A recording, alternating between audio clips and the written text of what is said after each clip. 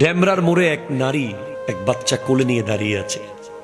রাত তখন প্রায় 12:30 বা 1টার কাছাকাছি। অনেক মানুষ ভয়ে কথা বলে না, কে না কে হাইজাকার বা কিছু হতে পারে। কিন্তু আমার কেন জানি মনে হলো যে তো দেখি। গ্লাস খুলে বললাম, মা কি হয়েছে, আপনি এত রাতে এখানে?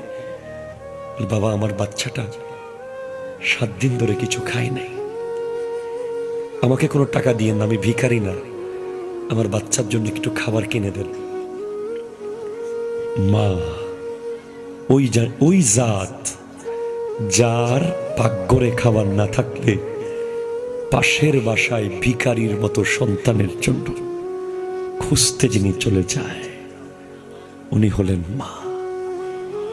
মা উনি যিনি সারা জীবন পোড়া ভাত খেয়ে জীবন কাটিয়েছে, আপনার পাতে পোড়া ভাত দেয় নাই, যার প্রায় সময় খাবার জুটেছে মাছের কাঁটা, প্রায় সময় জুটেছে রেখে আসা খাবার, কোনো মতে পড়ে থাকা খাবার।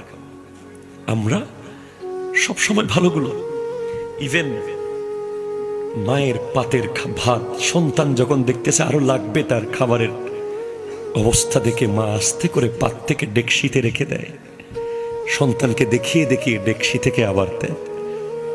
সেটা হলো মা। সব মাকে জিজ্ঞেস করেন কোনোদিন পেট ভরে খাইতে পারছে কিনা, মাদেরকে জিজ্ঞেস করেন।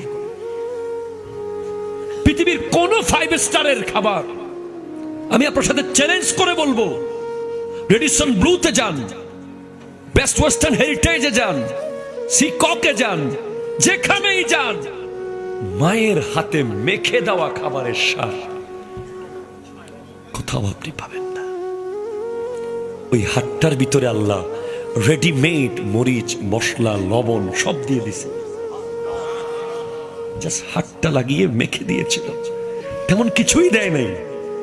মনে হলো অমৃত খেয়েছি, অমৃত।